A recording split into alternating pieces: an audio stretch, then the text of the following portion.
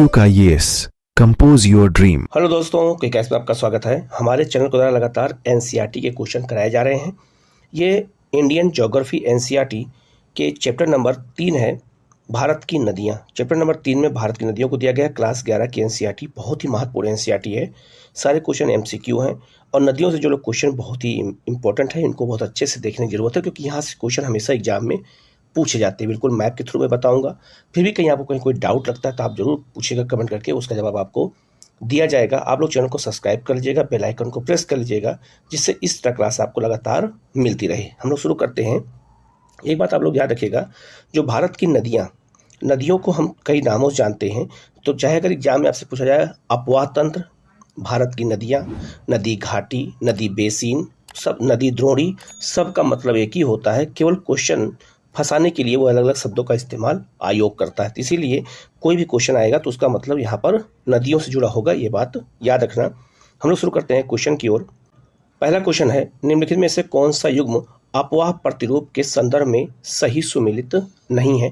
अपवाह प्रतिरूप क्या होता है, पहले इसको समझ लीजिए। जैसे मान लीजिए नदी बहती है तो ये मुख्य नदी है जो बह रही है। इसमें कई नदियां अलग अलग दिशाओं से आकर के बहती हैं, उनको हम कहते हैं सहायक नदियां, जो मुख्य नदी में आकर के मिल जाती हैं।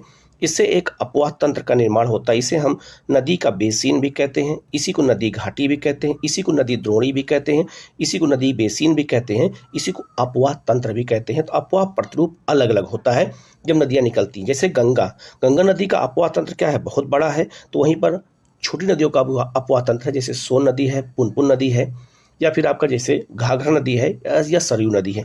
तो कुछ नदियों के अपवाह तंत्र बड़े होते हैं और कुछ नदियों के अपवाह तंत्र छोटे होते हैं। तो जहाँ नदियाँ बहती हैं उस पूरे क्षेत्र को हम अपवाह तंत्र कहते हैं, द्रोणी कहते हैं, बेसिन कहते हैं, घाटी कहते हैं। सबका मतलब यहाँ पर एक ही है। तो यहाँ पे पूछा जा रहा है कुछ ऐसे अपवाह तंत्र के प्रतिरूप के बारे में यहाँ पर दिया गया है। जैसे पहला आपका है, पहला ऑप्शन है, अब केंद्रीय अपवाह प्रतिरूप पेड़ की शाखाओं के अनुरूप अपवाह प्रतिरूप होता है, गलत हो जाएगा।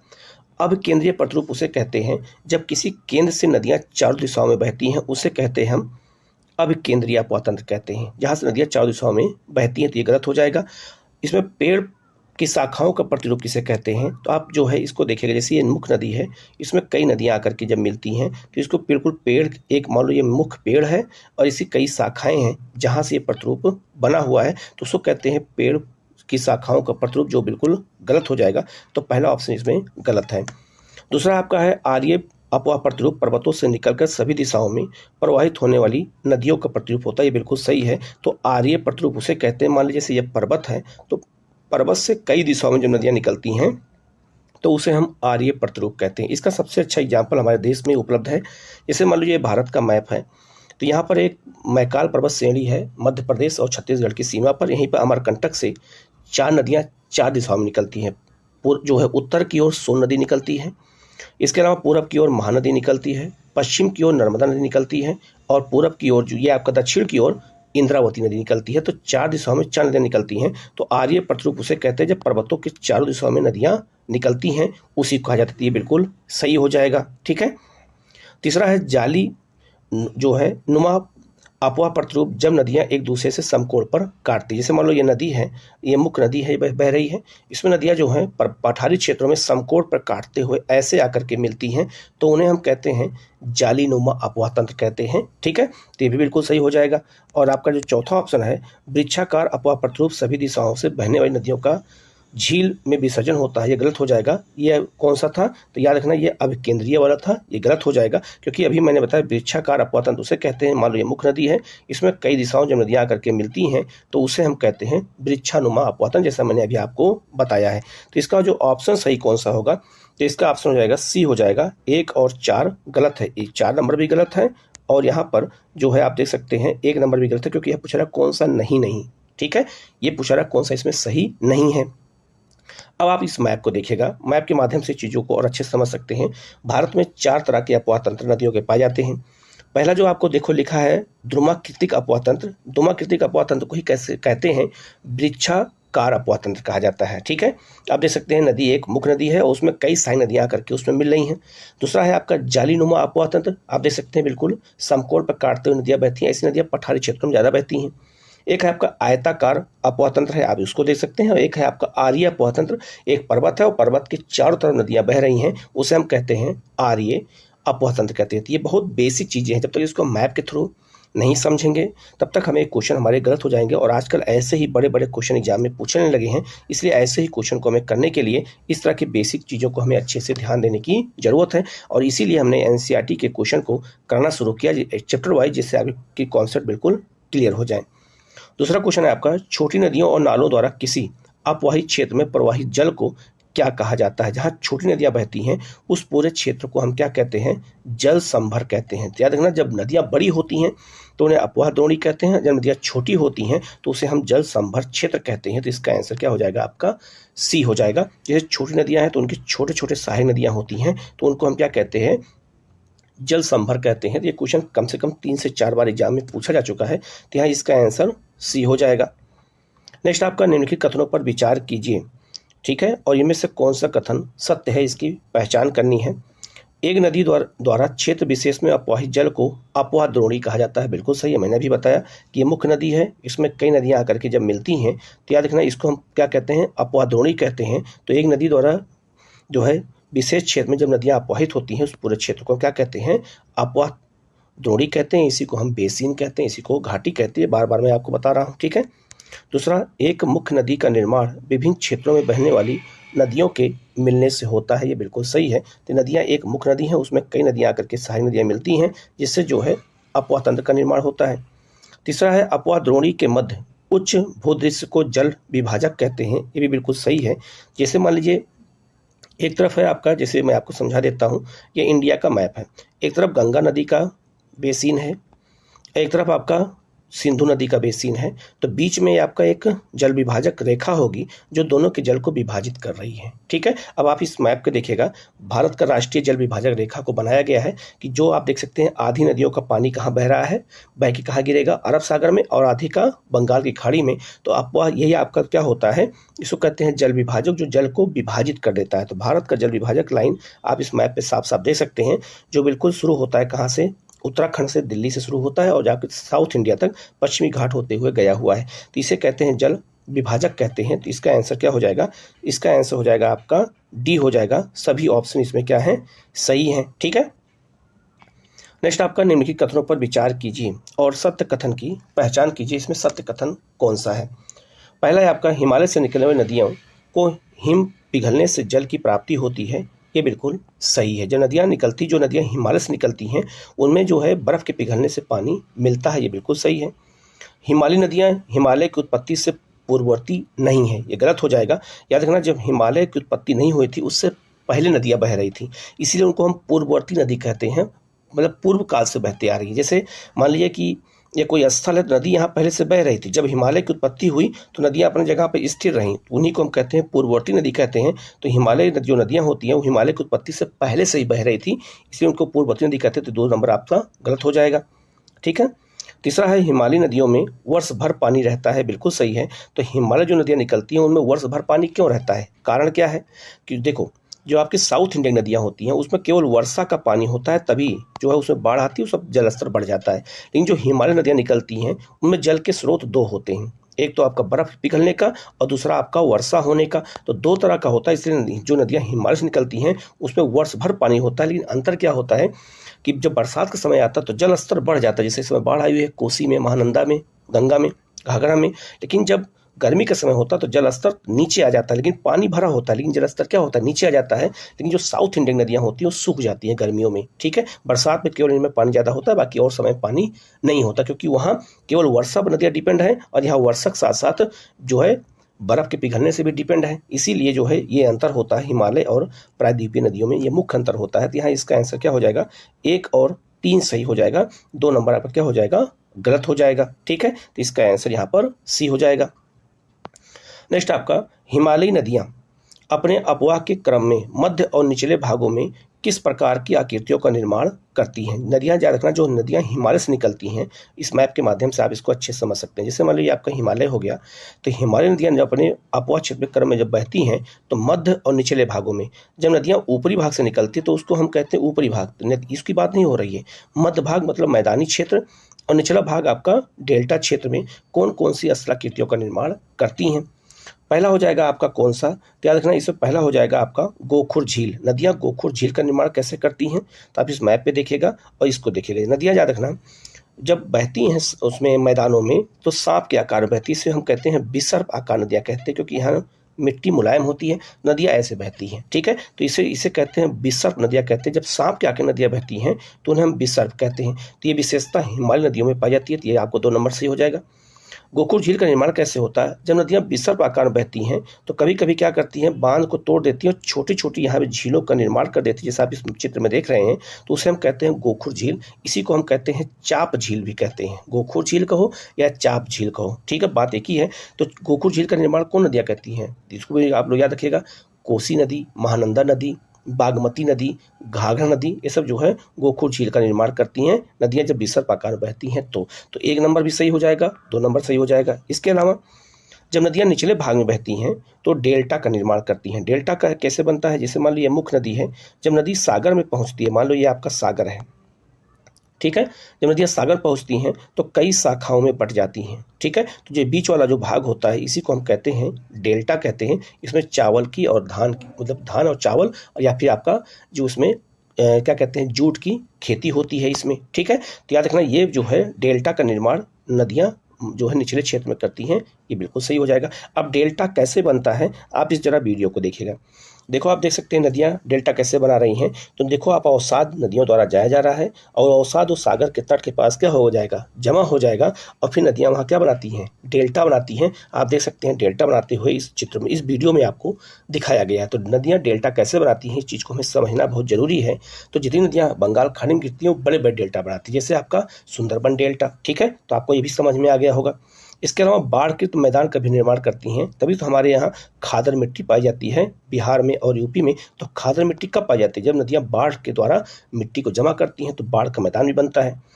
जो इसके अलावा गुफित वाहिकाएं होती हैं। गुफित वाहिकाएं क्या होती हैं, ये भी बनती हैं। ये कैसे बनती हैं, जैसे मान लीजिए नदी बह रही है और नदी अगर बहुत चौड़ी होती है, जैसे बिहार नदी, गंगा नदी बहुत चौड़ी है, तो बीच बीच में बहुत सारे टापू बन जाते हैं, जिसे हम नदी द्वीप कहते हैं। नदियाँ कई धाराओं में बहने लगती हैं ऐसे, तो उसे हम क्या कहते हैं, गुफित वाहिकाएं कहते हैं। वाहिकाएं मतलब होता है बहना, तो गुफित वाहिकाएं मतलब अलग अलग दिशाओं से होकर बहना। आप इस चित्र में देख सकते हैं कि नदियाँ कैसे कैसे गुफित वाहिकाओं द्वारा बहती हैं। तो इसका आंसर क्या हो जाएगा, सभी सही हो जाएगा। तो नदियाँ जो हिमालय नदियाँ निकलती हैं वो मध्य और निचले भागों में गोखुर झील का निर्माण करती हैं, विसर्प बनाती हैं, डेल्टा का निर्माण करती हैं, बाढ़ के मैदान भी होता है और गुफित वाहिकाएं भी होती हैं, सब हो जाता है। तो इसका आंसर क्या हो जाएगा, आपका डी हो जाएगा। ये भी क्वेश्चन बहुत ही बेसिक है, एनसीईआरटी में चूंकि समझाया गया है, तो इसीलिए क्वेश्चन बहुत ही महत्वपूर्ण है, इन सब चीज़ों को समझने की जरूरत है। नेक्स्ट क्वेश्चन है आपका, नर्मदा नदी के पश्चिमी ओर प्रवाहित होने का क्या कारण है, जबकि अधिकांश प्रायद्वीपीय नदियाँ जो है पूरब की ओर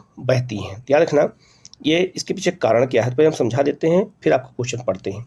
याद रखना ये आपका ये अरावली पहाड़ी है, और अरावली पहाड़ी के बाद ये आपका ये बिंद पहाड़ी है, ये आपका मैकाल पहाड़ी है, ये सतपुड़ा पहाड़ी है, और ये आपका पश्चिमी घाट है।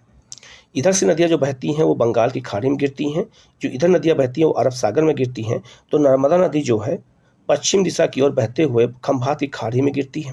ठीक है, तो ये पश्चिम की ओर क्यों प्रवाहित होती हैं, जबकि अधिकांश नदियाँ पूरब की ओर प्रवाहित होती है। तो कारण क्या है, पहला है यह एक रेखीय जो है जो क्या कहते हैं भ्रंश घाटी में, या जिसे हम कहते हैं इंग्लिश में रिफ्ट घाटी में बहती हैं। तो ये बिल्कुल सही हो जाएगा। तो नर्मदा नदी याद रखना कैसे बहती है, तो नर्मदा नदी याद रखना ये भ्रंश घाटी में बहती है। दूसरा, यह बिंद और सतपुड़ा के बीच बहती है। तो बिंद और सतपुड़ा के बीच तो बहती है, लेकिन पूछा जा रहा है जबकि प्रायद्वीपीय नदियाँ पूरब की ओर क्यों बहती है, ये पूछा जा रहा है। ठीक है, याद रखना ये क्वेश्चन जो इसका जो ऑप्शन है ये गलत हो जाएगा। ठीक है, तीसरा है भूमि का ढलान मध्य भारत के पश्चिम की ओर है, ये गलत हो जाएगा, पूरब की ओर है, पश्चिम की ओर कम है। तो पूरब की ओर ढलान ज़्यादा है, इसलिए नदियाँ यहाँ से निकल करके पश्चिमी घाट से अरब बंगाल की खाड़ी में गिरती हैं। तो दोनों ऑप्शन गलत हो जाएगा। तो इसका आंसर केवल एक होगा कि ये जो है जो विभ्रंश मतलब रिफ्ट घाटी नदी कौन सी बहती है, नर्मदा। तो इसका आंसर क्या हो जाएगा, आपका ए हो जाएगा। ठीक है, नेक्स्ट आपका प्रायद्वीपीय नदियों के संबंध में कौन सा कथन सत्य है। जैसे आपकी मैप बना देता हूँ, तो आपका ये पूरा प्रायद्वीपीय क्षेत्र है। प्रायद्वीप किसे कहते हैं, जो स्थल 3 तरफ से सागर से घिरा होता है उसे हम प्रायद्वीप कहते हैं। तो प्रायद्वीपीय नदियों की विशेषताओं के बारे में पूछ रहा है कि इसमें कौन सा ऑप्शन सत्य है या कौन सा इसमें असत्य है। ठीक है, अब यहाँ गौर करना, पहला ऑप्शन है आपका प्रायद्वीपीय नदियाँ मौसमी नदियाँ होती हैं, जबकि इनका अपवाह होता है वो वर्षा पर निर्भर होता है। बिल्कुल सही है। तो जो प्रायद्वीपीय नदियाँ होती हैं उनमें पानी कहाँ से आता है? जब बारिश होती है तभी पानी आएगा, नहीं तो पानी उसमें नहीं होगा, उस नदियाँ सूख जाती हैं। तो जब बारिश के पानी से ही नदियाँ बहती हैं तो उसे हम कहते हैं मौसमी नदियाँ कहते हैं। तो ऑप्शन ए सही हो जाएगा। ठीक है। और पूछा रहा कौन से इसमें सत्य है, तो ए नंबर ही इसमें सत्य है। ठीक है। दूसरा है आपका प्रायद्वीपीय नदियों की लंबाई हिमालय नदियों की तुलना में अधिक है। गलत हो जाएगा। प्रायद्वीपीय नदियों की लंबाई कम है और नदियाँ जो हिमालय से निकलती हैं उनकी लंबाई ज़्यादा है। तीसरा है अधिकतर प्रायद्वीपीय नदियाँ पश्चिमी घाट से निकलती हैं और अरब सागर में गिरती हैं। गलत हो जाएगा। अभी मैंने आपको बताया, जैसे आपको ये इंडिया का मैप है तो ये पश्चिमी घाट है, पश्चिमी घाट से नदियाँ निकलती हैं और बंगाल की खाड़ी में गिरती हैं, इनकी संख्या ज़्यादा है। अरब सागर में गिरने की संख्या कम है, तो ये आपके गलत हो जाएगा। नर्मदा और तापी नदियाँ बंगाल की खाड़ी में गिरती हैं।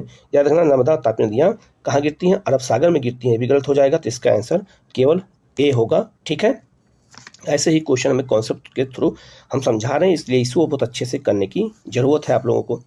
नेक्स्ट आपका हिमालयी नदियों द्वारा अपरदनात्मक क्रिया के फलस्वरूप पर्वतीय भागों में किस आकृति का निर्माण मतलब किया जाता है? याद रखना, जब नदियाँ हिमालय से निकलती हैं तो याद रखना वो मिट्टी को काटते हुए बहती हैं। तो जब मिट्टी को काटती है उसे हम कहते हैं अपरदन कहते हैं। जब नदियाँ मिट्टी को काट के बहा के ले जाती हैं तो उन्हें हम क्या कहते हैं? अपरदन कहते हैं।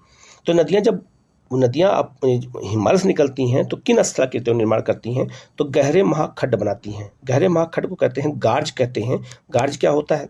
दो पर्वत है, दो पर्वतों के बीच में जब नदियाँ बहती हैं तो नदियाँ मिट्टी को काटते हुए नदियाँ नीचे तक पहुँच जाती हैं। ठीक है। तो उसको हम कहते हैं गार्ज कहते हैं। ये गार्ज बन जाता है। यही गार्ज जब चौड़ा हो जाता है तो अंग्रेजी के बी आकार का हो जाता है, तो इसको हम कहते हैं बी आकार घाटी। तो नदियाँ बी आकार की घाटी बनाती हैं। ये भी बिल्कुल सही है। जलप्रपात झरना जिसे कहते हैं जलप्रपात बनता है। और चौथा ऑप्शन है अवतलित घाटियाँ। तो अवतलित घाटियाँ नहीं बनेगी। नदियाँ याद रखना, जो नदियाँ हिमालय से निकलती हैं वो गहरे महाखड्ड बनाएंगी जिसे गार्ज कहते हैं, बी आकार घाटी बनाएंगी, जलप्रपात बनाएंगी, लेकिन अवतलित घाटियाँ नहीं बनाती हैं। तो इसका आंसर क्या हो जाएगा आपका? 1, 2 और 3 सही हो जाएगा। तो ये क्वेश्चन बहुत ही महत्वपूर्ण है, ऐसे ही क्वेश्चन एग्जाम में पूछे जाएंगे। नेक्स्ट आपका निम्नलिखित कथनों पर विचार कीजिए और सत्य कथन की पहचान करनी है। इसमें कौन सा कथन सत्य है? पहला, हिमालयी क्षेत्र की नदियों का मार्ग टेढ़ा मेढ़ा है और ये अपना मार्ग बदलती रहती हैं। बिल्कुल सही है। अब जैसे इंडिया का मैप आप समझिएगा, ये हिमालय है, तो आपको सुना होगा कोसी नदी बहुत मार्ग बदलती है, गंगा बहुत मार्ग बदल चुकी है, घाघरा मार्ग बदलती है। तो नदियाँ जो निकलती हैं हिमालय से वो पानी अपवाह बहुत ज़्यादा होता है, फोर्स बहुत ज़्यादा होता है, तो नदियाँ टेढ़े मेढ़े आकार बहती है, इसे हम विसर्ग कहते हैं और ये अपना मार्ग बदलती रहती हैं। बहुत अच्छा एग्जाम्पल आपके पास कोसी का है। पहला ऑप्शन सही हो गया। दूसरा है आपका कोसी नदी पर्वतों के ऊपरी भाग में भारी मात्रा में अवसाद ला करके अपना मार्ग अवरुद्ध करती है। बिल्कुल सही है, तभी कोसी बाढ़ बहुत ज़्यादा आ जाती है। तीसरा है कोसी नदी अपनी मैदानी भाग में सर्पा आकारों में प्रवाहित होती है। ये भी बिल्कुल सही है, नदियाँ बिल्कुल सर्प आकार में बहती है। कौन सी? कोसी, इसलिए बहुत ज़्यादा बाढ़ भी आती है वहाँ पे। तो तीनों ऑप्शन सही हो जाएगा। तो इसका आंसर क्या हो जाएगा आपका? डी हो जाएगा। इसमें सभी सत्य है। ठीक है। नेक्स्ट क्वेश्चन बहुत महत्वपूर्ण है। हिमालयी नदियों के विकास के संदर्भ में कौन सा कथन सही है? और इसमें सही कथन की हमें पहचान करनी है। पहला है आपका मायोसीन कल्प। याद रखना, जैसे हिस्ट्री में अलग अलग काल होता है वैसे ज्योग्राफी में भी अलग अलग काल होता है। इस काल का वीडियो अलग से मैं बना दूंगा तो आपको समझ में आ जाएगा, क्योंकि यहाँ से क्वेश्चन आता है। मायोसीन कल्प में इंडो ब्रह्म नदी असम से पंजाब के बीच प्रवाहित होती थी। ये बिल्कुल सही है। तो हिमालय की उत्पत्ति से पहले नदियाँ, याद रखना, जो इंडो मतलब हो गया सिंधु और ब्रह्मपुत्र नदी दोनों एक ही जगह से निकलती हैं। आपको पता होगा मानसरोवर झील के पास से निकलती हैं। ठीक है। तो दोनों एक ही जगह बहती थी, असम से पंजाब के बीच में। बिल्कुल सही था। कालांतर में आगे चल करके इंडो ब्रह्मपुत्र नदी 3 मुख्य सिंधु, गंगा और ब्रह्मपुत्र में परिणित हो गई। बिल्कुल सही है। तो जब हिमालय की उत्पत्ति हो गई तो तीनों शाखाएं अलग अलग बढ़ गई। ये भी बिल्कुल सही है। इसके बाद है आपका प्लीस्टोसीन काल में अपवाह तंत्रों के बीच जल विभाजक पोटवार पठार दिल्ली रिज का उत्थान हुआ। ये भी बिल्कुल सही है। तो तीनों इसमें सही हो जाएगा।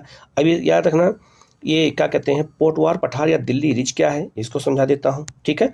ध्यान देना, ये आपका इंडिया का मैप है और ये आपका अरावली पहाड़ी है। तो अरावली पहाड़ी गुजरात से लेकर दिल्ली तक फैली हुई है। तो याद रखना, दिल्ली तक फैली हुई है, इसलिए ये बहुत ऊंचाई पर है। तो इसी को कहते हैं पोटवार पठार या दिल्ली रिज कहते हैं। तो इधर की जो नदियाँ हैं वो इधर बह जाती हैं और जो इधर नदियाँ वो गंगा में आके मिल जाती हैं। तो सिंधु और सिंधु और गंगा ये दोनों अपवाह तंत्र को बांटने का काम कौन करता है?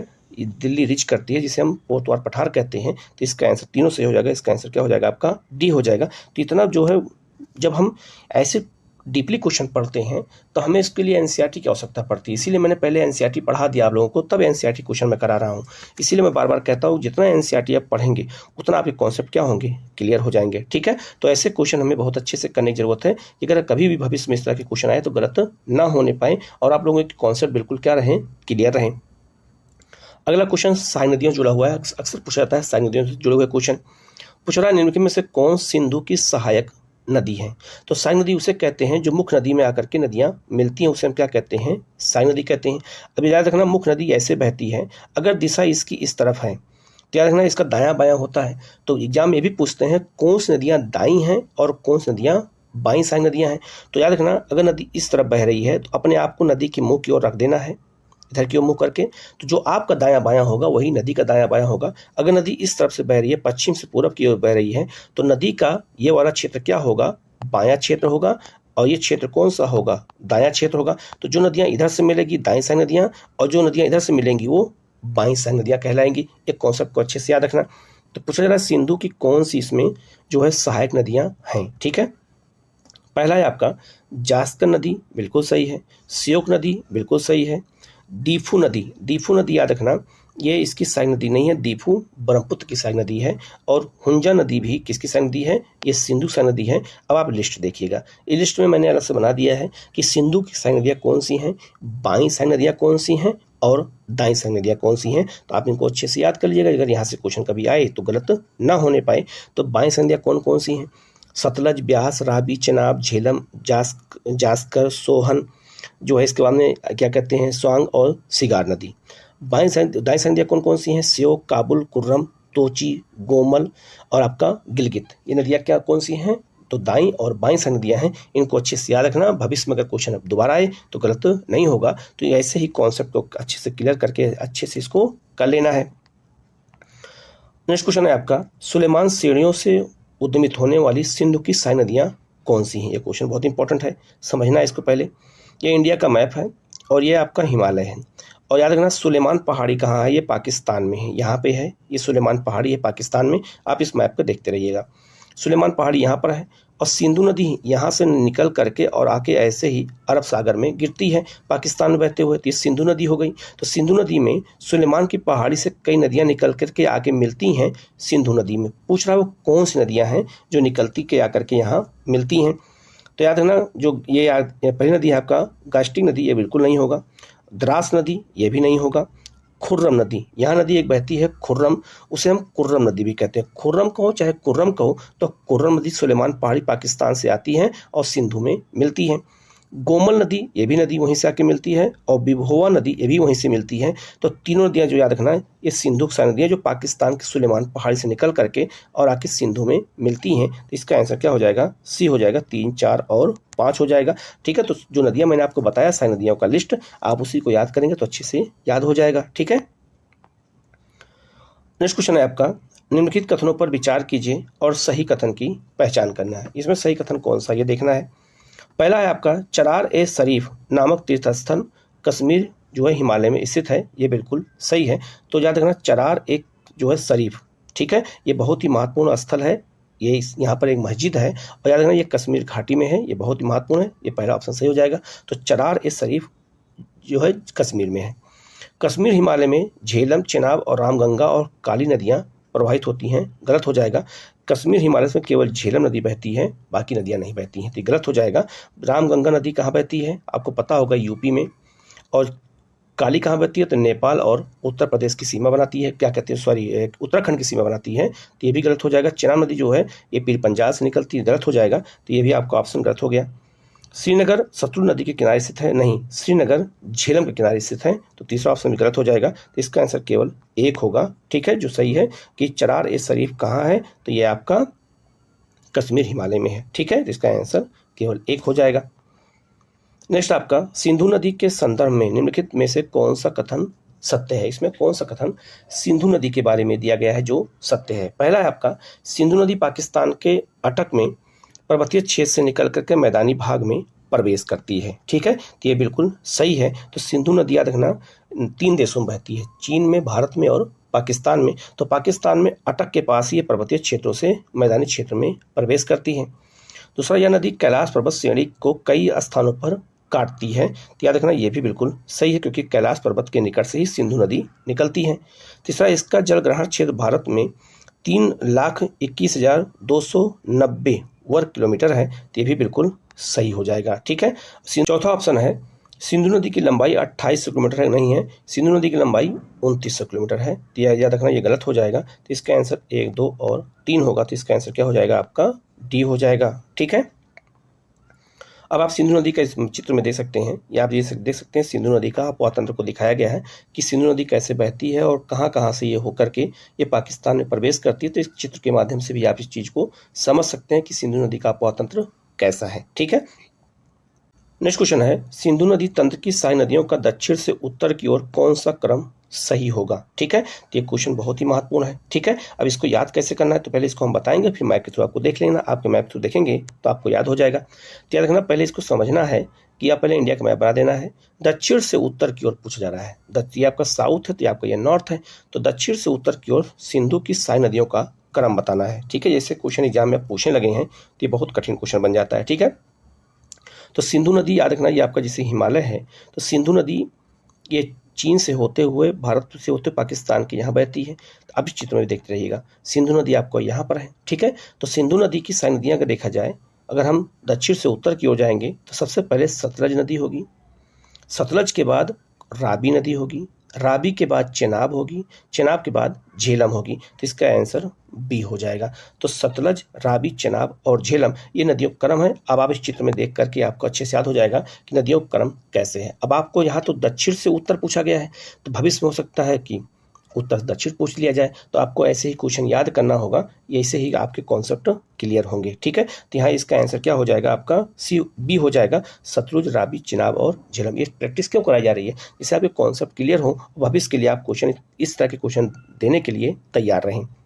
नेक्स्ट क्वेश्चन बहुत ही महत्वपूर्ण है, निम्नलिखित युग्मों में से कौन सा सुमेलित नहीं है? इसमें कौन सा है जो सही नहीं है? पहले इसमें इस ऑप्शन को पढ़ने से पहले समझ लीजिएगा, दोआब किसे कहते हैं? तो दो नदियों का, मान लो दो नदियां बह रही हैं, तो दो नदियों के जो बीच की भूमि होती है इसको हम दोआब कहते हैं।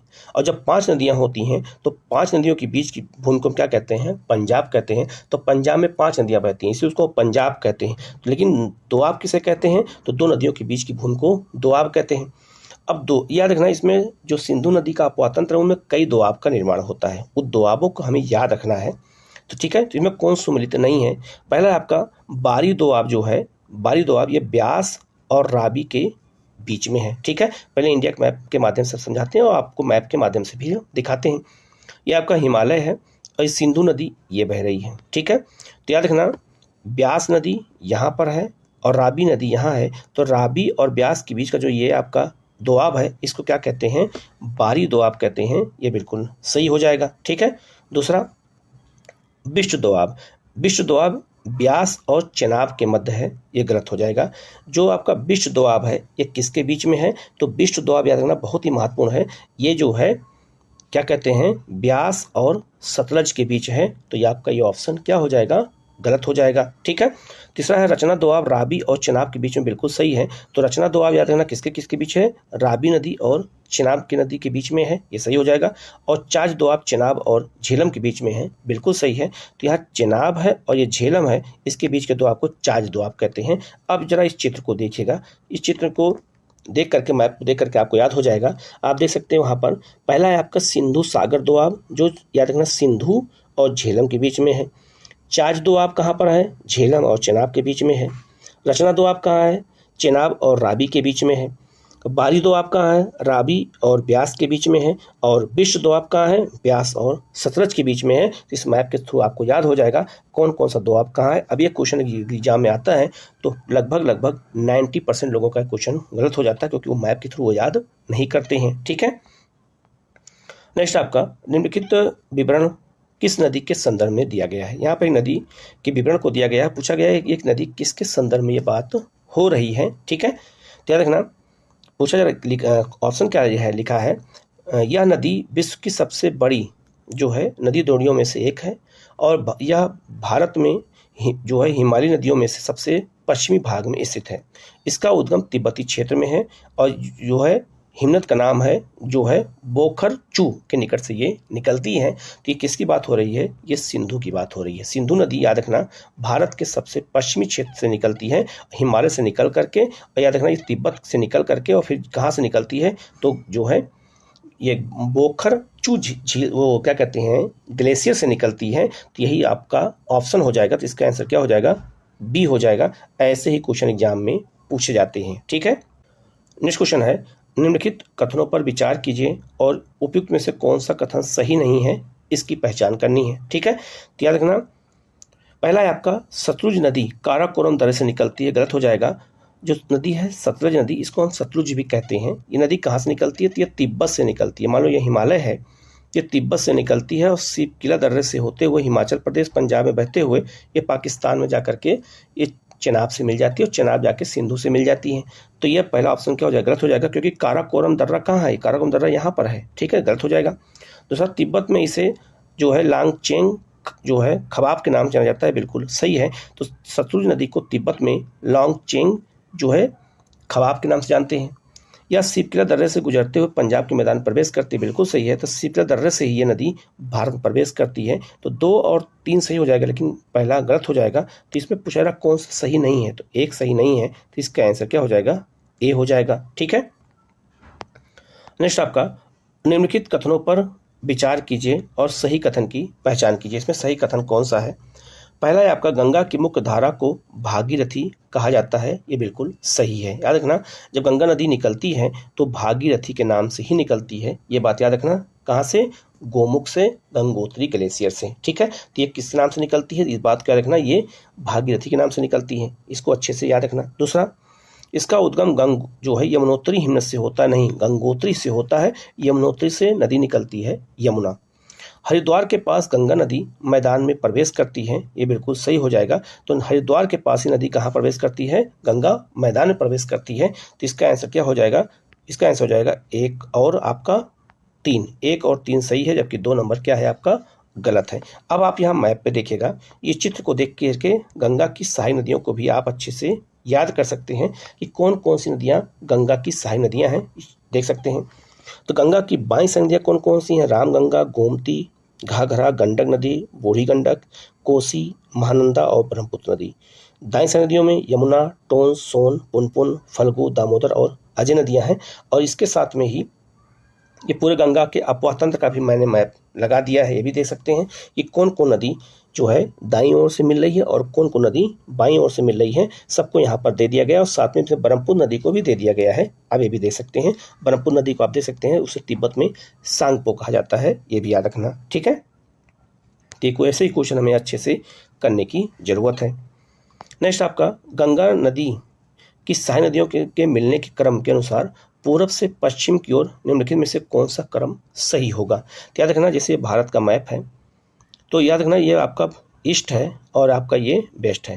गंगा नदी यहाँ से ऐसे बह रही है, तो कौन सी नदियाँ गंगा की सहायक नदियाँ हैं जो पूर्व से पश्चिम की ओर क्रम में मिलती हैं, ये हमें बताना है। ठीक है, ये बहुत ही लॉजिक क्वेश्चन है। तो कैसे इसको निकालेंगे? तो सबसे पहले महानंदा नदी, याद रखना महानंदा नदी यहाँ पे मिलती है, कहाँ पर? ये मिलती है बिहार में। ठीक है, गंगा से। महानंदा के बाद और पूरब की ओर जब पश्चिम की ओर बढ़ेंगे तब नदी कौन सी मिलेगी? कोसी। यहाँ कोसी में नदी मिल गई। कोसी के बाद और पश्चिम की ओर जब आएंगे तो और पश्चिम की ओर आएंगे तो कौन मिल जाएगी? गंडक मिल जाएगी। और गंडक के बाद उत्तर प्रदेश में घाघरा मिलेगी। ठीक है, तो ये क्रम हो जाएगा नदियों का जो है, कैसे? पूरब से पश्चिम गंगा से नदियों का। तो इसका आंसर क्या हो जाएगा? बी हो जाएगा। अब आप चित्र में देख करके इसको अच्छे से याद कर सकते हैं कि सबसे पहले महानंदा, फिर कोसी, फिर गंडक और फिर घाघरा, सबका मैप यहाँ दे रखा है, सबको आप देख करके याद कर सकते हैं। तो ऐसे ही क्वेश्चन, लॉजिक क्वेश्चन भी पूछ देते हैं। इसको पूछने का विशेष कारण ये होता है कि आपके दिमाग में मैप है कि नहीं, वो एग्जामिनर जानना चाहता है। ठीक है, नेक्स्ट क्वेश्चन है, निम्नलिखित में से कौन सी नदी यमुना में नहीं मिलती है? इसमें कौन सी नदी है जो यमुना में नहीं मिलती है? तो गंगा की सहायक नदी कौन सी है? यमुना है, और आप इस मैप पे देख सकते हैं। ठीक है, तो यमुना में कौन कौन नदी मिलती है, कौन नहीं मिलती है? तो यमुना में नदी कौन सी मिलती है? केन, बेतवा और चंबल, ये यमुना की सहायक नदियाँ हैं, जबकि सोन नदी गंगा की सहायक नदी है। ठीक है, तो इसका आंसर क्या हो जाएगा आपका? सी हो जाएगा। आप इस मैप के माध्यम से भी देख करके इसको याद कर सकते हैं। ठीक है। नेक्स्ट क्वेश्चन है आपका, निम्नलिखित कथनों पर विचार कीजिए और इनमें से कौन सा कथन सही नहीं है, इसकी पहचान करनी है, कौन सा क्वेश्चन इसमें सही नहीं है। ठीक है। पहला है आपका, शारदा सरयू, याद रखना शारदा को हम सरयू भी कहते हैं, इसी को घाघरा भी कहते हैं। नदी जो है मिलाम हिमनद से निकलती है, जिसे गौरी गंगा जो है भी कहा जाता है, ये बिल्कुल सही हो जाएगा। ठीक है। तो याद रखना जो सरयू नदी है इसे शारदा भी कहते हैं, ये जो है मिलाम हिमनद से दर्रे से मतलब क्या कहते हैं ग्लेशियर से निकलती है, इसे गौरी गंगा भी कहा जाता है, बिल्कुल सही है।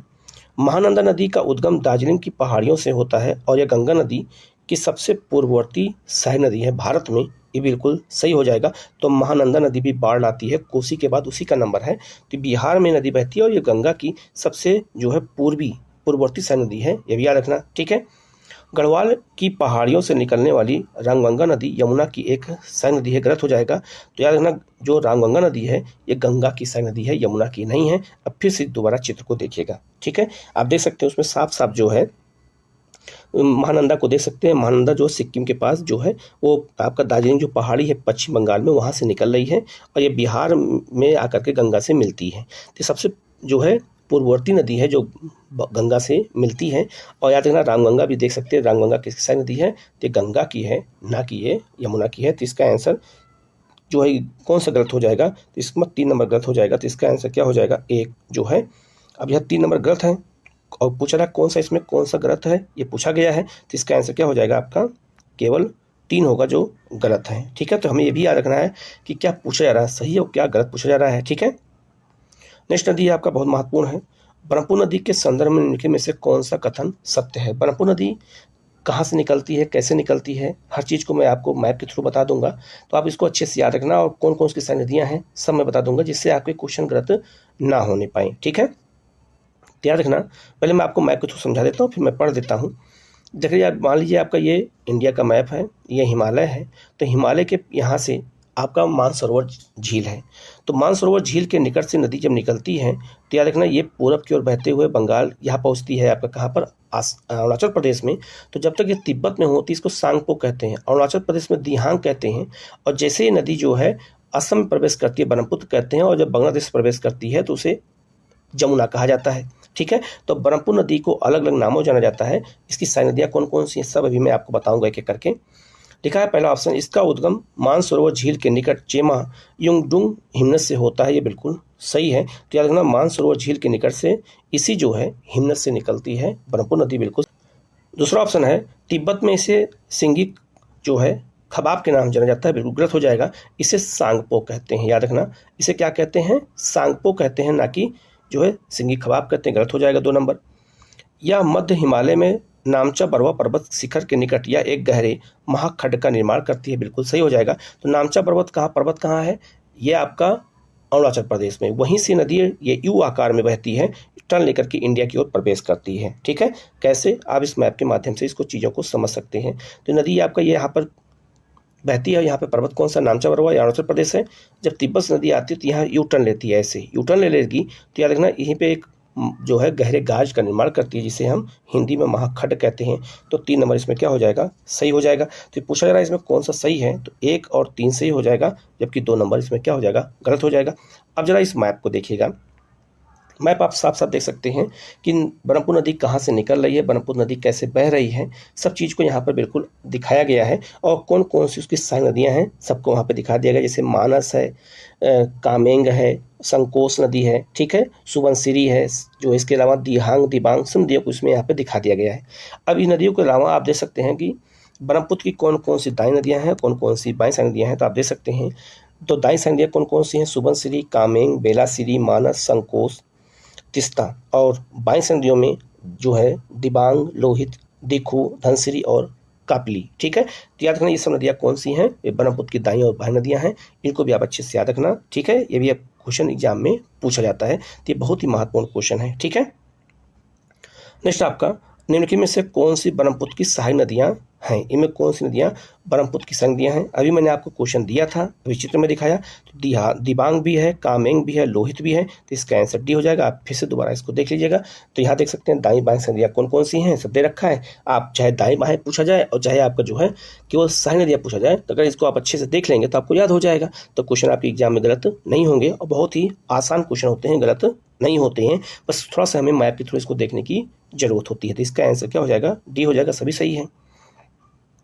नेक्स्ट आपका, निम्नलिखित नदियों में से जो है किनके स्रोत बिंदु लगभग एक ही हैं? ऐसे इसमें कौन सी नदी है जो लगभग एक ही स्थान से निकलती है, पूछा जा रहा है। तो ब्रह्मपुत्र और सिंधु। ब्रह्मपुत्र और सिंधु लगभग मानसरोवर झील के निकट से ही निकलती हैं। जैसे आपका ये इंडिया का मैप है और ये आपका ये हिमालय है, तो ये तिब्बत के यहाँ पे मानसरोवर लेक है, तो इधर से सिंधु निकल जाती है और इधर ब्रह्मपुत्र निकल जाती है। तो लगभग दोनों का बिंदु स्रोत एक ही है नदियों के निकलने का। तो इसका आंसर क्या हो जाएगा? आपका सी हो जाएगा। नेक्स्ट क्वेश्चन आपका कथन कारण के हैं। ब्रह्मपुत्र नदी बाढ़, मार्ग परिवर्तन और तटीय अपरदन के लिए विख्यात है। ठीक है, तो बिल्कुल सही है। तो ब्रह्मपुत्र नदी भी बहुत ज़्यादा बाढ़ भी लाती है, बहुत ज़्यादा मिट्टी कटाव करती है, क्योंकि इस नदी के जल ग्रहण क्षेत्र में भारी वर्षा होती है और अधिकतर सारी नदियाँ आके इसमें मिलती हैं। तो याद रखना, असम के क्षेत्र में बहुत ज़्यादा वर्षा होती है तो पानी ज़्यादा हो जाता है, और दूसरा उसमें सारी नदियाँ आके मिलती हैं तो पानी और फ्लो बढ़ जाता है, इसलिए बाढ़ आ जाती है ब्रह्मपुत्र में। तो दोनों सही हो जाएगा। तो इसका आंसर क्या हो जाएगा? आपका ए हो जाएगा, सही व्याख्या भी हो रही है। नेक्स्ट आपका प्रायद्वीपीय अपवाह तंत्र के अंतर्गत बंगाल की खाड़ी और अरब सागर में गिरने वाली नदियों के मध्य जल विभाजक का कार्य कौन करता है? याद रखना, मैप के माध्यम से समझ लेते हैं। ये आपका अरब सागर है, ये आपका बंगाल खाड़ी है। तो याद रखना यहाँ पे पश्चिमी घाट है, तो पश्चिमी घाट से नदियाँ याद रखना निकलती हैं जो बंगाल खाड़ी की ओर गिरती हैं, और इधर से नदियाँ अरब सागर की ओर गिरती हैं। तो जल विभाजन का काम कौन कर रहा है? पश्चिमी घाट। तो इसका आंसर क्या हो जाएगा? ए हो जाएगा। तो पश्चिमी घाट जो है क्या कर रहा है? प्रायद्वीपीय नदियों को बांट रहा है बंगाल खाड़ी और अरब सागर में गिरने के क्रम में। तो इसका आंसर क्या हो जाएगा? यहाँ ए हो जाएगा। ठीक है। नेक्स्ट क्वेश्चन आपका, प्रायद्वीपीय अपवाह तंत्र के संदर्भ में कौन सा कथन सत्य है? जैसे आपको मैंने अभी बताया कि ये आपका प्रायद्वीपीय क्षेत्र हो गया, तो प्रायद्वीपीय क्षेत्र का अपवाह तंत्र के बारे में पूछा जा रहा है। पहला ऑप्शन जो दिया है इसमें, पहला ऑप्शन है आपका, यह अपवाह तंत्र हिमालय अपवाह तंत्र से पुराना है। बिल्कुल सही है। हिमालय जो अपवाह तंत्र है वो नवीन है, क्योंकि हिमालय का निर्माण बाद में हुआ है और प्रायद्वीपीय पठार सबसे पुराना है। तो यहाँ की नदियाँ सबसे पुरानी हैं और जो नदियाँ जो निकलती हैं हिमालय की वो नवीन नदियाँ हैं। बिल्कुल सही है। इसके अंतर्गत नदियाँ पौड़ावस्था में हैं और नदी घाटियों में चौड़ी और उथली हैं। बिल्कुल सही है। तो यह नदियाँ बहुत पौड़ावस्था में हैं और बहुत धीरे धीरे बहती हैं और इनकी घाटियाँ बहुत चौड़ी चौड़ी हैं। ठीक है, तो ये ऑप्शन क्या हो जाएगा? ये भी आपका सही हो जाएगा। ये नदियाँ विसर्प बहती हैं और मार्ग परिवर्तन करती हैं। गलत हो जाएगा। विसर्प आकार में मतलब सांप के आकार में नदियाँ जो बहती हैं वो नदियाँ बहती हैं हिमालय की।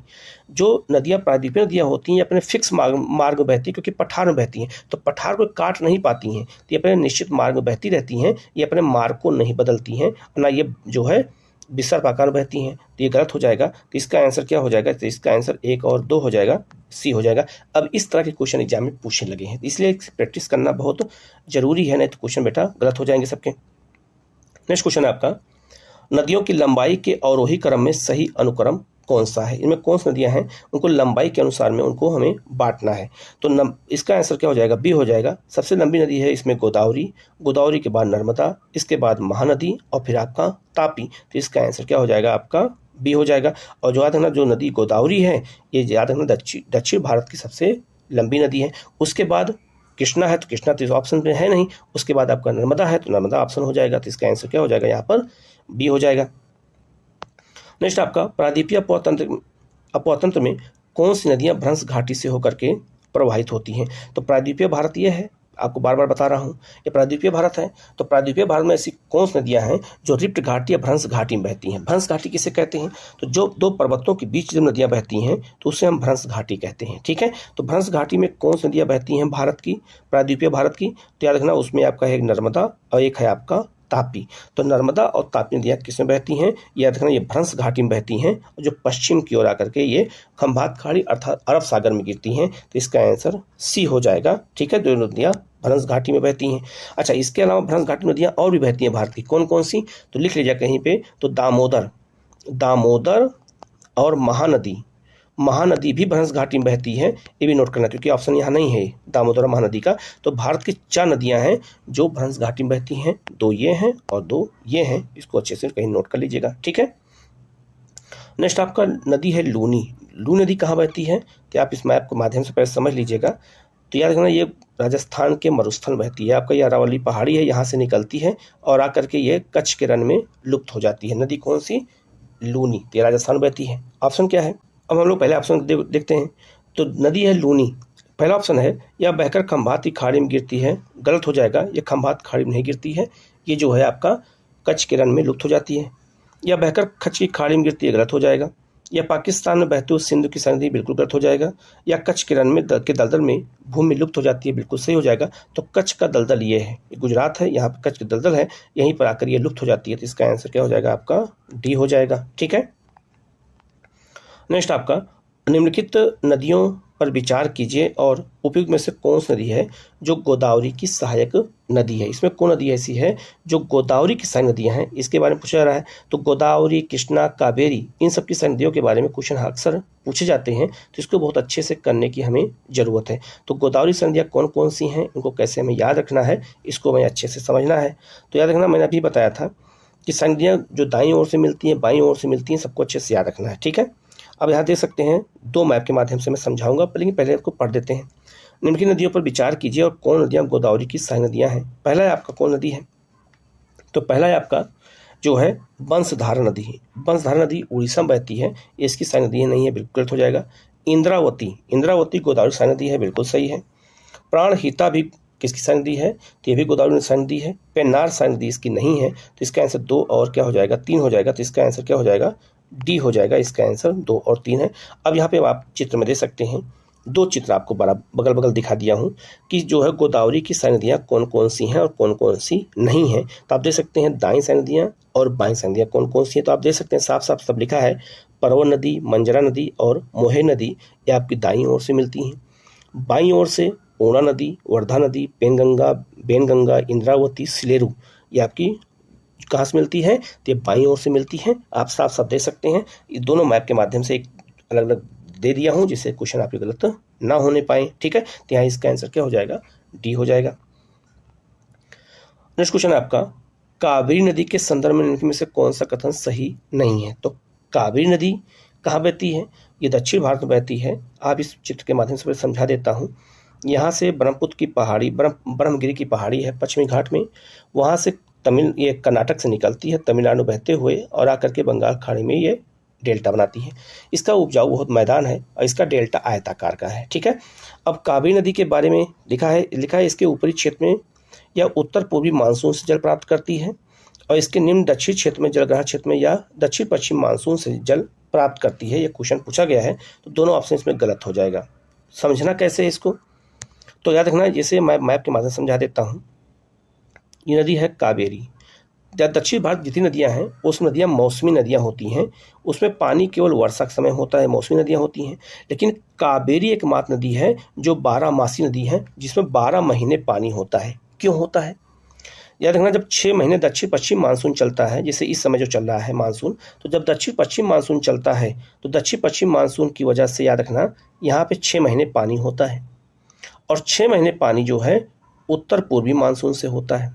ठीक है। तो उत्तर पूर्वी मानसून ये है और दक्षिण पश्चिम मानसून ये है, तो इसकी वजह से पानी यहाँ पे भरा होता है। तो याद रखना, यहाँ लिखा है, आप ऑप्शन देखिएगा, लिखा है ऊपरी क्षेत्र में उत्तर पूर्वी मानसून से, गलत हो जाएगा। ये ऊपरी क्षेत्र ये है, यहाँ पर दक्षिण पश्चिम मानसून से पानी भरता है और इसके निचले क्षेत्र में, ये निचला क्षेत्र ये है, यहाँ उत्तर पूर्वी मानसून से पानी भरता है। अब इस कॉन्सेप्ट अगर हमें याद नहीं होगा तो गलत हो जाएगा। तो याद रखना, 6 महीने पानी इधर से और 6 महीने पानी इधर से, तो 12 महीने पानी जो है क्या कहते हैं, अपोह तंत्र घाटी में रहता है। इसलिए कावेरी को दक्षिण भारत की एकमात्र नदी है जो 12 महीने पानी इसमें होता है। ठीक है, मानसून के कारण होता है। अब आपको ये भी याद रखना है, इस चित्र में याद रखिएगा, तो कावेरी कौन कौन सी नदियाँ हैं। तो बाईं सहायक नदियों में हेमावती, अर्कावती, सिमसा है और दाईं सहायक नदियों में भवानी, लक्ष्मण तीर्थ, काबिनी, तीर्था, अमरावती, मयार, नोहिल और जो है सुरनवती। ठीक है, ये नदियाँ आपकी जो है दाईं सहायक नदियाँ हैं, तो इनको भी अच्छे से याद रखना। तो कॉन्सेप्ट आप भूलना मत, जो कॉन्सेप्ट मैंने आपको यहाँ पर बताया है। ठीक है, तो इसका आंसर यहाँ डी हो जाएगा, क्योंकि दोनों सही नहीं है, उल्टा कर दिया इसने। ठीक है। नेक्स्ट नदी आपका गोदावरी द्रोणी के संदर्भ में कौन सा कथन असत्य है। यहाँ देखो द्रोणी दे दिया है, अब इसी को अपवाह तंत्र भी दे सकता था, तो कंफ्यूज करने के लिए द्रोणी दे दिया तो आप कंफ्यूज हो जाएंगे, इसलिए द्रोणी, घाटी, अपवाह तंत्र, बेसिन सब एक ही चीज होता है, याद रखना, ठीक है। तो गोदावरी के बारे में लिखा है, इसका अपवाह तंत्र प्रायद्वीपीय नदियों में सबसे कम है, गलत हो जाएगा। प्रायद्वीपीय नदियों की सबसे लंबी नदी है ये, इसका अपवाह तंत्र बहुत बड़ा है, ये गलत हो जाएगा पहला ऑप्शन। तो पहला ऑप्शन क्या हो गया, इसमें गलत हो गया।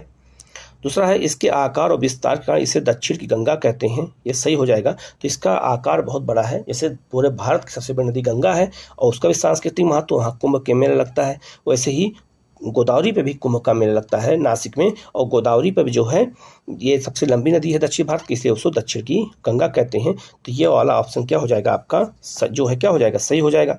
इसका अपवाह क्षेत्र महाराष्ट्र, तेलंगाना, कर्नाटक और आंध्र प्रदेश में है, तो याद रखना गलत हो जाएगा, ठीक है। कर्नाटक में इसका अपवाह तंत्र नहीं है, तो 1 और 3 गलत हो जाएगा, तो इसका आंसर बी हो जाएगा जो गलत है, क्योंकि यहाँ असत्य पूछा गया है। तो इसमें सत्य कौन सा है, केवल 2 सत्य है, ठीक है। अब ऐसे कॉन्सेप्ट कब क्लियर होंगे, जब आप डीपली पढ़ेंगे तब, क्योंकि एग्जाम में ऐसे ही क्वेश्चन पूछने लगे हैं। फिर क्वेश्चन देखो इसी तरह कहा गया, निम्नलिखित में से कौन सी नदी कावेरी की सारी नदियां हैं, आप चित्र में देख करके आसानी से इसको निकाल सकते हैं। तो कावेरी की सारी नदियां कौन कौन सी हैं, तो याद रखना मंजरा इसकी सारी नदी है, मंजरा किसकी सारी नदी है, कृष्णा की, गलत हो जाएगा। तो 1 नंबर यहाँ भी है और यहाँ सभी है, 2 कट गया, अब ऑप्शन 50-50 हो गया। काबिनी सारी नदी है इसकी, बिल्कुल सही है। हिमावती इसकी सारी नदी है, भवानी इसकी सारी नदी है, और तुंगभद्रा ये कृष्णा की सारी नदी है। तो 2, 3 और 4 एक जो है बी हो जाएगा ऑप्शन। अब आप चित्र में देख करके इसको मिला सकते हैं कि कावेरी की कौन सी सारी नदियां हैं, ठीक है। तो इसका आंसर यहाँ क्या हो जाएगा, यहाँ इसका आंसर जो है बी हो जाएगा, ठीक है। नेक्स्ट आपका, निम्नलिखित नदियों में से कौन सी नदी पश्चिम की ओर अरब सागर में प्रवाहित होती है। आप इस मैप के माध्यम से पहले समझेंगे तो अच्छे से याद रहेगा। ये आपका पश्चिमी घाट है, तो ये अरब सागर है। तो कौन नदियां हैं जो अरब सागर में गिरती हैं, ये ऑप्शन में पूछा गया है, ठीक है। तो बेगई नदी कहाँ बहती है, तो बेगई नदी यहाँ पे तमिलनाडु बहती है, और ये कहाँ गिरती है, ये बंगाल की खाड़ी में गिरती है, तो पहला ऑप्शन गलत हो जाएगा। पलार नदी, तो पलार नदी कहाँ बहती है, तो पलार नदी बहती है कहाँ पर, ये आपका ये बहती है आंध्र प्रदेश में, ये भी गलत हो जाएगा। मांडवी नदी ये बहती है गोवा में, इसका ये आपका सही हो जाएगा। कालिंदी नदी कर्नाटक में बहती है, ये भी आपका सही हो जाएगा। और जो है सेतुरुनिजी नदी जो है ये कहाँ बहती है, ये आपका केरल में बहती है, ये भी सही हो जाएगा। तो 3, 4, 5 सही हो जाएगा, तो इसका आंसर क्या हो जाएगा आपका सी हो जाएगा, जो अरब सागर में बहती के गिरती है, तो इसका आंसर क्या हो जाएगा, सी हो जाएगा। नेक्स्ट आपका, निम्नलिखित में से कौन सी नदी उदयपुर के पूरब से निकल करके मध्य प्रदेश, राजस्थान और गुजरात से प्रवाहित होती हुई खंभात की खाड़ी में गिरती है, तो ये आपका माही नदी हो जाएगा। और माही नदी को कर्क रेखा 2 बार काटती है। कैसे याद करना है इसको, ये इंडिया का मैप है और ये आपका यहाँ से याद रखना उदयपुर के निकट से नदी निकलती है और ऐसे मध्य प्रदेश, राजस्थान और गुजरात में बहते हुए आगे कहाँ गिरती है, तो ये गिरती है खंभात खाड़ी में। आप चित्र के माध्यम से इसको भी समझ सकते हैं, और इसको कर्क रेखा 2 बार काटती है, तो इसका आंसर क्या हो जाएगा, माही नदी हो जाएगा। तो माही नदी 3 राज्यों में बहती है, मध्य प्रदेश, राजस्थान और गुजरात में, ठीक है। तो इसका आंसर यहाँ पर सी हो जाएगा। नेक्स्ट आपका, निम्नलिखित कथनों पर विचार कीजिए और जो है सत्य कथन की पहचान करनी है इसमें, ठीक है। पहला है आपका, नदी जल की घरेलू, औद्योगिक तथा कृषि में मांग के कारण इसकी गुणवत्ता प्रभावित हुई है, बिल्कुल सही है। तो हमारे यहाँ नदियों के पानी की डिमांड घरेलू क्षेत्रों में, औद्योगिक क्षेत्रों में और कृषि क्षेत्र में बहुत ज़्यादा है, इसलिए नदी प्रदूषित भी होती चली जा रही है, पहला ऑप्शन सही हो जाएगा। नदियों में प्रदूषण का मुख्य कारण उद्योगों का प्रदूषण और अपरिष्कृत कचरे से मिलने से होता है, ये भी बिल्कुल आपका क्या हो जाएगा, सही हो जाएगा। नदियों के प्रदूषण का यही कारण है। देश में नदी सफाई कार्यक्रम का शुभारंभ 1970 में गंगा एक्शन प्लान के तहत हुआ था, गलत हो जाएगा। गंगा एक्शन प्लान 1985 में शुरू हुआ था, ना कि 1970 में। तो इसका आंसर केवल क्या हो जाएगा, केवल सी हो जाएगा। 1 और 2 सही है, ठीक है। नेक्स्ट क्वेश्चन है आपका, गंगा नदी उदाहरण है किसका, तो गंगा नदी किसका उदाहरण है, तो एक याद रखना ये पूर्ववर्ती नदी का उदाहरण है गंगा नदी। कैसे, तो गंगा नदी याद रखना हिमालय नदी, हिमालय के उत्थान से पहले से बह रही है। तो नदियां याद रखना, जो नदी हिमालय के उत्थान से पहले से बहती हैं, हिमालय के निर्माण के पहले से बहती हैं, उन्हें हम पूर्ववर्ती नदी कहते हैं। तो हिमालय की अधिकांश नदियां पूर्ववर्ती हैं, तो इसका आंसर क्या हो जाएगा, आपका ए हो जाएगा, ठीक है। नेक्स्ट आपका, निम्नलिखित कथनों पर का परीक्षण करें और नीचे दिए गए कोड से सही उत्तर को चुनिए, ठीक है। इसमें सही उत्तर को चुनना है कि कौन कौन नदियां कौन कौन सा संगम बनाती है, क्योंकि यहाँ से क्वेश्चन भी एग्जाम में पूछा गया है कि कौन नदी किसका कौन सा संगम बनाती है। तो ऐसे क्वेश्चन एग्जाम में अगर पूछे जाए तो हमें इसको अच्छे से कर लेना है। तो याद रखना, पहले हम मैप के थ्रू समझा देते हैं, फिर आपको हम इस क्वेश्चन को पढ़ेंगे, ज़्यादा समझ में आएगा। ठीक है, पहले आप इस चित्र को देखिएगा। देखो आप वहाँ देख सकते हैं अलग अलग प्रयाग बना हुआ है। सबसे अगर हम जो है नीचे देखेंगे तो सबसे पहले लिखा है देव प्रयाग। तो देव प्रयाग के पास भागीरथी और देखेंगे अलकनंदा मिल रही है। फिर उसके ऊपर जाएंगे रुद्रप्रयाग, तो रुद्रप्रयाग में मंदाकिनी अलकनंदा मिलती है। और ऊपर जाएंगे तो कर्णप्रयाग, कर्णप्रयाग में पिंडा नदी अलकनंदा मिलती है। नंद प्रयाग में नंदाकिनी अलकनंदा मिलती है। और विष्णु प्रयाग में धौलीगंगा और अलकनंदा मिलती है। अब आप देख सकते हैं अलकनंदा नदी कहाँ निकलती है, बद्रीनाथ से। मंदाकिनी कहाँ निकलती है, केदारनाथ से। भागीरथी कहाँ निकलती है, गंगोत्री से। और यमुना कहाँ निकलती है, तो यमुनोत्री से। ठीक है, और देखो आप वहाँ मैप चित्र में भी दिया है टेहरी बांध कहाँ है, तो टेहरी बांध भागीरथी और भीलगंगा के संगम पर है। ये भी याद रखना, लोग अक्सर याद रखते हैं केवल भागीरथी पर है, नहीं, ये भागीरथी और भीलगंगा के संगम पर है टेहरी बांध, ये भी याद रखना। ठीक है, और याद रखना ये भी आपको पता होगा कि देवप्रयाग में जहाँ भागीरथी अलकनंदा से मिलती है वहीं उसका नाम क्या पड़ जाता है, गंगा पड़ जाता है, या आपको पता होगा। अब हम लोग क्वेश्चन देखते हैं। पहला क्वेश्चन है आपका, ठीक है, ऐसे ही जब हम मैप के थ्रू पढ़ते हैं तो हमें चीज़ें जल्दी याद होती हैं। पहला ऑप्शन है आपका देवप्रयाग अलकनंदा और भागीरथी के संगम पर स्थित है, बिल्कुल सही, अभी आपने चित्र में देखा। रुद्रप्रयाग अलकनंदा और मंदाकिनी नदी के संगम पर है, ये भी बिल्कुल सही है। अलकनंदा नदी बद्रीनाथ से निकलती है, ये भी बिल्कुल सही है, अभी मैंने आपको दिखाया। और केदारनाथ आदि शंकराचार्य द्वारा स्थापित सबसे बड़े पीठ के रूप में जाना जाता है, गलत हो जाएगा, केदारनाथ नहीं, बद्रीनाथ सबसे बड़ा पीठ के रूप में है, केदारनाथ नहीं है। तो इसका आंसर क्या हो जाएगा, 1, 2 और 3 सही हो जाएगा। अब दोबारा चित्र में आप देख करके इसको अच्छे से और एक बार याद कर सकते हैं। ठीक है, तो ऐसे ही क्वेश्चन हमें याद रखने हैं, ऐसे ही क्वेश्चन एग्जाम में पूछे जाएंगे आपसे। ठीक है, नेक्स्ट नदी है यमुना नदी के लिए निम्नलिखित सहायक नदियों पर विचार कीजिए और उन्हें पश्चिम से पूर्व की ओर क्रम में सजाइए। आप पहले इंडिया का मैप हम बना देते हैं, और ये आपका ये हिमालय है और नदी है यमुना। मैंने यमुना को यहाँ पर निकाल दिया।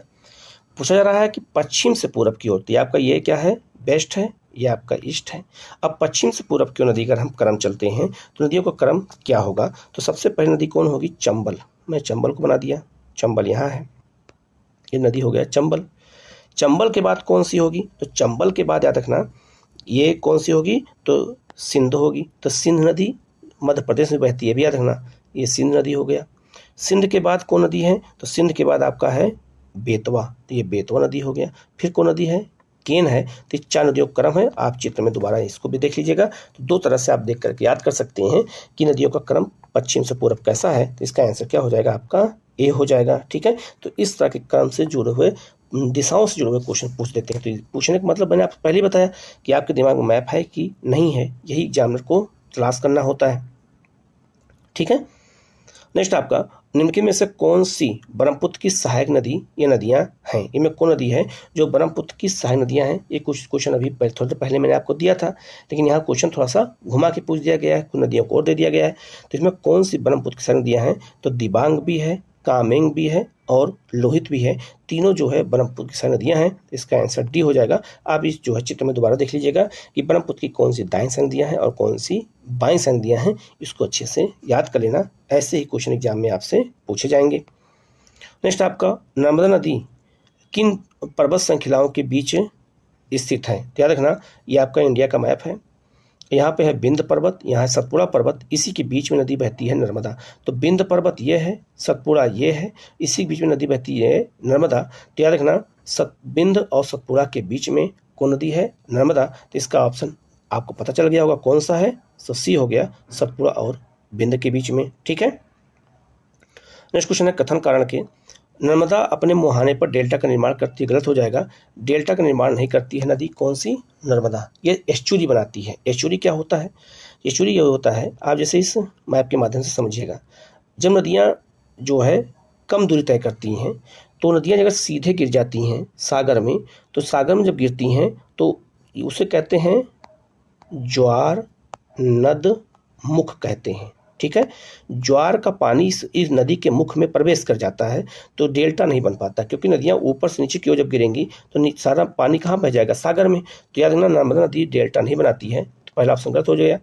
या एक अंश घाटी में बहती है, अंश मतलब भ्रंश घाटी में बहती है, सही हो जाएगा। तो इसका आंसर क्या हो जाएगा, तो इसका आंसर डी हो जाएगा, ए गलत है और आर सही है। ठीक है, तो ज्वार नदमुख को ही एस्चुरी कहते हैं। ठीक है, तो नदियां जो है एस्चुरी बनाती हैं जो बंगाल की खाड़ी में गिर के अरब सागर में गिरती हैं वो। ठीक है, नेक्स्ट नदी है कावेरी नदी कौन से राज्यों से होकर के बहती है। ठीक है, तो कावेरी नदी जो है याद रखना ये 3 राज्य से होकर के बहती है। कौन कौन से, तो कर्नाटक, केरल और तमिलनाडु। ठीक है, तो इसका अपतंत्र 3 राज्यों में है, कर्नाटक से निकल के केरल से होते हुए तमिलनाडु की ओर बहती है। तो इसका आंसर क्या हो जाएगा, तो इसका आंसर हो जाएगा आपका बी हो जाएगा। ठीक है, नेक्स्ट आपका नदियों की लंबाई के अवरोही क्रम में गोदावरी, महानदी, नर्मदा और तापी का सही अनुक्रम कौन सा होगा। तो सबसे लंबी नदी कौन सी होगी और सबसे उससे कम लंबी नदी कौन सी होगी, वो क्रम से हमें सजाना है। तो इसका नदी सबसे लंबी नदी हो जाएगी आपकी गोदावरी, फिर नर्मदा, फिर महानदी और फिर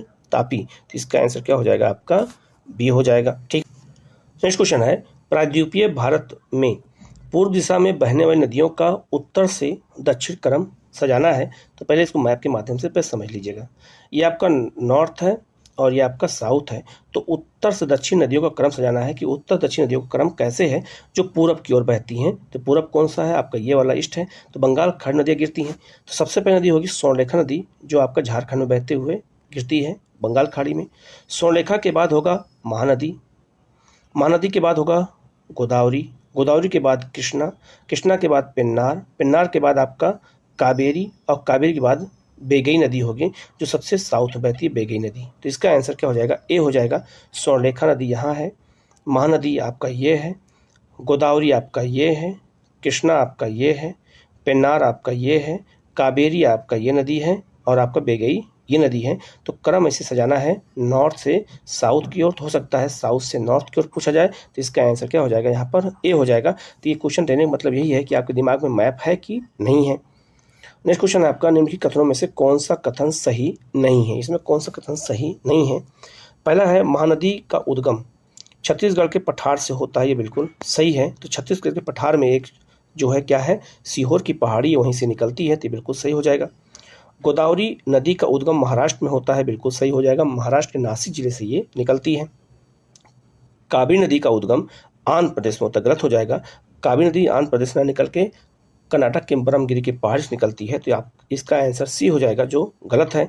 और तापी नदी का उद्गम मध्य प्रदेश में होता है, बिल्कुल सही है। तो याद रखना इसका आंसर क्या हो जाएगा आपका सी हो जाएगा। ठीक है, नेक्स्ट आपका निम्नलिखित नदियों पर विचार कीजिए और उपयुक्त में से कौन सी गोदावरी की सहायक नदियां हैं, ये क्वेश्चन पूछा गया है। तो इसमें गोदावरी की नदियाँ कौन कौन सी हैं, तो बंसधारा नदी याद रखना ये उड़ीसा में बहती है, ये इसकी सहायक नदी नहीं है। इंद्रावती और प्राणहिता है, ये 2 नदियां हैं। तो इसका आंसर क्या हो जाएगा 2 और 3। आप इस चित्र में दोबारा देख करके गोदावरी की नदियों को दोबारा भी आप देख करके याद कर सकते हैं, कौन दाईं ओर से मिलती है और कौन सी बाईं ओर से मिलती है। तो इसका आंसर केवल 2 और 3 हो जाएगा। ठीक है, और नेक्स्ट क्वेश्चन है निम्नलिखित नदियों पर विचार कीजिए, उपयुक्त में से कौन सी नदियाँ पूर्वी घाट से निकलती हैं। पहले मैप के माध्यम से समझ लीजिएगा। ये साउथ इंडिया का मैप है, ये आपका जो है पश्चिमी घाट है और ये आपका पूर्वी घाट है। तो पूर्वी घाट से कौन नदियाँ निकलती हैं, ये क्वेश्चन पूछा गया है। ठीक है, तो याद रखना ब्राह्मणी नदी याद रखना ये आपका छोटानागपुर के पठार से निकलती है, तो ये ऑप्शन नहीं होगा। ठीक है, दूसरा है आपका नागावती, नागावती नदी आंध्र प्रदेश में निकलती है, ये आप याद रखना ये बिल्कुल सही हो जाएगा, ये पूर्वी घाट से निकलती है। स्वर्णरेखा नदी याद रखना, स्वर्णरेखा नदी कहाँ निकलती है, ये भी छोटानागपुर के पठार से निकलती है, ये भी नहीं होगा। ठीक है, इसके अलावा बंसधारा नदी ये भी निकलती है उड़ीसा में, ये बहती है कहाँ से याद रखना, ये भी क्या कहते हैं पूर्वी घाट से निकलती है। तो 2 और 4 नदियाँ पूर्वी घाट से निकलेंगी, छोटी नदियाँ जो बंगाल खाड़ी में गिरती हैं। तो इसका आंसर क्या हो जाएगा 2 और 4 सही है, जो पूर्वी घाट से नदियाँ निकलती हैं। तो ये नदियों से जुड़े हुए क्वेश्चन थे, बिल्कुल मैप के थ्रू मैंने बताया है। किसी क्वेश्चन में कोई डाउट होता है तो आप कमेंट करके पूछ लीजिएगा, उसका जवाब आपको दिया जाएगा। आप लोग चैनल को सब्सक्राइब कर लीजिएगा, बेल आइकन को प्रेस कर लीजिएगा, जिससे इस तरह क्लास आपको लगातार मिलती रहे। आप लोग जो है वीडियो को लाइक कीजिएगा, चैनल को सब्सक्राइब कर लीजिएगा और इस वीडियो को शेयर भी कीजिएगा, जिससे ये जो और लोगों को इसको लाभ मिल सके। Okay, thank you.